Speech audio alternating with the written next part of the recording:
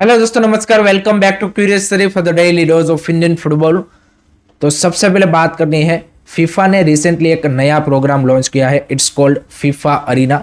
इसके चलते फीफा के जो प्रेसिडेंट है जियानी इन्फेंटिनो, उन्होंने प्लेज किया है कि आगे आने वाले सालों में वो 1000 FIFA football mini pitches all over the world बनाएंगे। और उसका बेसिक एम ये है कि जो यंग किड्स चिल्ड्रन है कि जो due to the lack of infrastructure या फिर सेफ प्लेस ना मिलने की वजह से फुटबॉल नहीं खेल पाते, उनके लिए through this you can say कि मिनी पिचेस यहाँ पे उनको एक खेलने का प्लेटफॉर्म मिले एंड और भी ज़्यादा यंग किड्स चिल्ड्रन फुटबॉल के साथ एसोसिएट हो। तो ये उसका बेसिक एम है।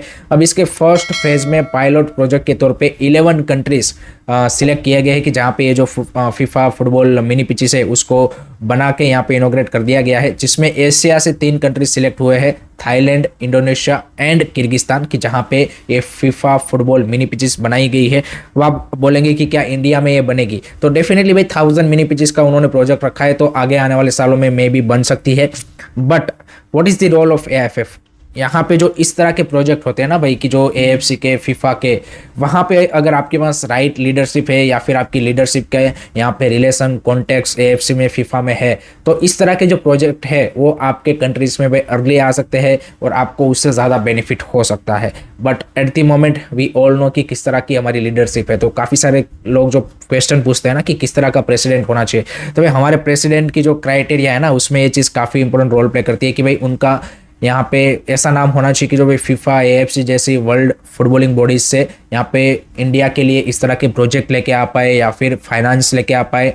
एंड ऑब्वियसली इंडिया में भी जो यहाँ पे कॉर्पोरेट हाउसेस गवर्नमेंट है, उनसे यहाँ पे फाइनेंशियल जितनी भी यहाँ पे मदद मिल पाए वो इंडियन फुटबॉल के लिए लेके आ पाए। क्योंकि जो भी आप यहाँ पे इनिशिएटिव या फिर जो भी चीज़ एग्जीक्यूट करना चाहते हो, उसके लिए basically you need a finance. So ये चीज़ है। तो I think let hope so आगे आने वाले सालों में ये जो फीफा फुटबॉल मिनी पिचेस का प्रोग्राम है वो यहाँ पे इंडिया में भी आए एंड इंडिया में भी जो सिलेक्टेड प्लेसेस है वहाँ पे इस तरह की मिनी पेजेस बने, ताकि और भी ज़्यादा बच्चों को फुटबॉल खेलने का मौका मिले। आपका क्या थॉट्स है इसके बारे में, आपका क्या ओपिनियन है, कमेंट सेक्शन में ज़रूर बताइए। नेक्स्ट अब बात करनी है ट्रांसफर्स के बारे में, क्योंकि वहां पे एक बड़ा और इंपॉर्टेंट अपडेट निकल के आ रहा है regarding Mohan Bagan and Mumbai city FC. तो टॉम एल्ड्रेड, जिसकी यहाँ पे काफ़ी लंबे टाइम से खबर आ रही थी कि वो यहाँ पे मोहन बगान को लीव करेंगे, लेकिन अभी as per the latest report इन्होंने भाई यहाँ पे कॉन्ट्रैक्ट एक्सटेंड कर लिया है with Mohun Bagan. So he is staying at the Mohun Bagan. And जो मोहन बगान का एक न्यू फॉरेन सेंटर बैक आने की खबर आ रही थी, वो एट द मोमेंट आप बोल सकते कि इस सीजन के लिए होल्ड पे हो गई है या फिर कोई नया सेंटर बैक नहीं आएगा। सो टॉम एल्ड्रेड एंड यहाँ पे अल्बर्टो रोड्रिगस की जो जोड़ी है, उन्होंने इस सीजन पे मोहन बगान के लिए आईएसएल में ज़बरदस्त परफॉर्मेंस दी थी। तो from that point of view I think it's a good decision for Mohan बगान कि भाई यहाँ पे उन्होंने अपने आप को प्रूव किया है। नो डाउट थोड़ा सा एज का फैक्टर है, but I think he has been really solid throughout this season. So एक अच्छी बात है। एंड दूसरी खबर ये आ रही है कि भाई मेहताब सिंह के लिए मोहन बगान एट द मोमेंट टारगेट कर रहे हैं as a Indian centre back. तो क्योंकि उनका फॉरेन सेंटर बैक का कोटा यहाँ पे कंप्लीट है, उनके पास अल्बर्टो रोड्रिगस है, टॉम एल्ड्रेड एक्सटेंड कर रहे हैं, नूनो रेइस भी है जो कि यहाँ पे सेंटर बैक ही है। तो 3 आपके पास फॉरेन सेंटर बैक हो गए, तो they need a 1 more Indian centre back and उसके लिए उन्होंने मेहताब सिंह को अपना यू कैन सी की फर्स्ट चॉइस टारगेट बनाया है। सो लेट्स सी अब मुंबई सिटी के साथ किस तरह से वो नेगोशिएट करते हैं एंड क्या वो मुंबई सिटी को कन्विंस कर पाते हैं। तो ये एक रियली इंपॉर्टेंट डेवलपमेंट आप बोल सकते हैं regarding this centre back position Mohan बगान में देखने को मिली है। एंड अगर मेहताब सिंह मुंबई सिटी को लीव करते हैं देन वो will replace him at Mumbai city, वो भी देखना काफ़ी इंटरेस्टिंग होगा। लेट मी नो गाइस, आप इस साइनिंग को किस तरह से देखते हो, आप इस एक्सटेंशन को किस तरह से देखते हो, आपके क्या ओपिनियन है, कॉमेंट सेक्शन में ज़रूर बताइएगा। नेक्स्ट उसके बाद बात करनी है भाई कल खेले गए एएफसी चैलेंज लीग के फाइनल के बारे में, जहां पे कैम्बोडियन कप को 2-1 से हरा के भाई अरकादग एफसी यहाँ पे एएफसी चैलेंज लीग के चैंपियन बन चुके हैं। And what a final it was guys, it was a crazy final because जिस तरह का एटमॉस्फेयर कैम्बोडिया में देखने को मिला, 53,000 fans turn up for this final and it was a really you can say कि a thriller of a final because 90 minute तक score line थी 1-1।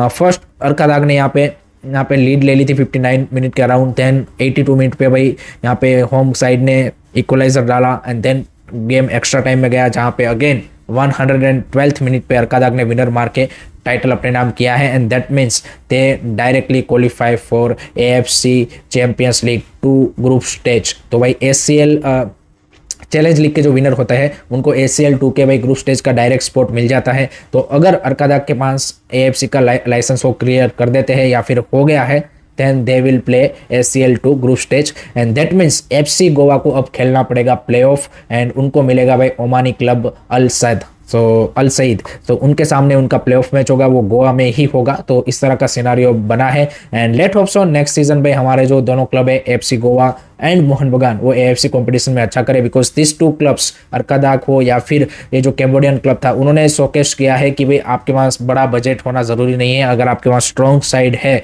तो आप AFC कंपटीशन जीत सकते हो। सो देखते हैं किस तरह की परफॉर्मेंस रहती है। आपकी क्या एक्सपेक्टेशन है from Indian clubs in next season AFC competition?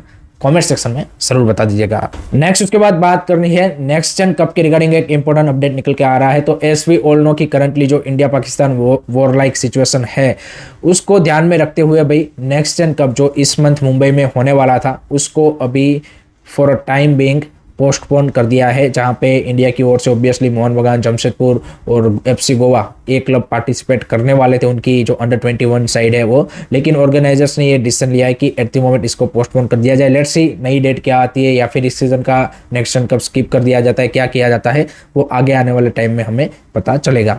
Next उसके बाद बात करनी है ला लीगा के रिगार्डिंग एक अपडेट आ रहा है in India particularly. Fan code ने भाई ला लीगा के जो ब्रॉडकास्टिंग राइट्स है फॉर नेक्स्ट 5 ईयर्स उनको यहाँ पे उन्होंने भाई सिक्योर कर लिया है। सो अब से आपको जो ला लीगा है वो इंडिया में भाई फैन कोड के प्लेटफॉर्म के ऊपर देखने को मिलेगा, जो कि अर्लियर GXR के एक प्लेटफॉर्म के ऊपर देखने को मिलता था, बट अब फैन कोड ने भाई 5 सालों के लिए डील सिक्योर कर लिया है। So that's a big deal from you can say की FanCode side and I think जो ला लीगा लवर्स है यहाँ पे इंडिया में, जो भी FC बार्सिलोना, रियल मैड्रिड उन सब के फैंस है उनके लिए भाई एक यहाँ पे प्लेटफॉर्म मिल गया है। और आज ही के दिन भाई आप देखिए कि एल क्लासिको है तो आप फैन कोड के ऊपर इस मैच को देख पाएंगे।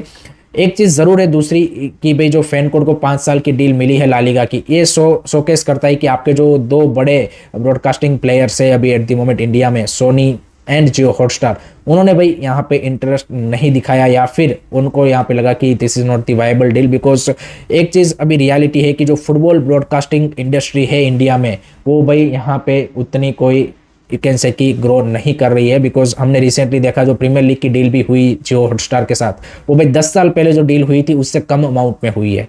सो दैट्स शोकेस कि इट्स ऑन डिक्लाइन। अगर प्रीमियर लीग की यहाँ पे डील ब्रॉडकास्टिंग की डिक्लाइन हो रही है तो ला लीगा या फिर सीरिया या फिर बुंदेसलीगा इन सब के लिए तो भाई सिर्फ सर्वाइवल का वो यहाँ पे क्या बोलते हैं कि सिनारियो है कि भाई इंडिया में सिर्फ हम सर्वाइव कर जाए, वही बड़ी बात है। और इसके मल्टीपल रीजंस है, पायरेसी या फिर उतने बड़े नाम ना होना और ये सारी चीज़ें हैं यहाँ पे कि जो इम्पैक्ट डालती है। और एक यहाँ पे क्या बोलते हैं कि Indian people don't want to pay for this matches, तो ये सारी सिनारियोस है and that's the tough time for the you can say कि in football broadcasting industry particularly. Let's see fan code क्या 5 साल की डील कंप्लीट कर पाता है, बिकॉज ला लीगा के साथ रिसेंटली हमने देखा है फेसबुक ने भी ट्राई किया था, फिर ये GXR भी आया, उससे पहले ये यहाँ पे क्योंकि यू कैन से कि जियो सिनेमा वाईकॉम 18 के पास भी था। सो सभी ने ट्राई आउट कर लिया है, बट कहीं ना कहीं 1-2 साल में डील यहाँ पे वो क्या बोलते कि खत्म हो गई है। सो अब देखते हैं 5 साल की डील फैन कोड में कंप्लीट होती है कि नहीं होती। लास्ट में बात करते हैं कि भाई एशिया में रिसेंटली में काफ़ी सारे नेशनल टीम के कोचेस नए आ रहे हैं, जिसमें रिसेंटली हमने देखा था कि भाई कतार ने यहाँ पे जुलियन लेपोतेगी को लेके आए। तो इसके बाद अब भाई इराक ने भी अपने नेशनल टीम का कोच चेंज किया है एंड वो लेके आए हैं भाई ग्रेहम आर्नोल्ड, जो कि ऑस्ट्रेलियन कोच है। इससे पहले ऑस्ट्रेलियन नेशनल टीम के कोच से 7 साल से थे वो, आई थिंक 2018 टू 2024-25 तक, एंड उन्होंने ऑस्ट्रेलियन नेशनल टीम को भी काफ़ी सक्सेस दिलाया था। 2018 वर्ल्ड कप हो या फिर 2022 वर्ल्ड कप हो, तो वो अब इराक को यहाँ पे टेक ओवर करेंगे एंड इराक का जो वर्ल्ड कप क्वालिफिकेशन है क्या उसको वो सिक्योर करवा पाते हैं कि नहीं करवा पाते, वो भी देखना काफ़ी यहाँ पे इंटरेस्टिंग होगा। So that's it from my side guys regarding today's Indian football news. I hope कि आपको वीडियो पसंद आया होगा। Keep supporting Indian football, don't forget to like share subscribe कीजिए। जय हिंद, जय भारत।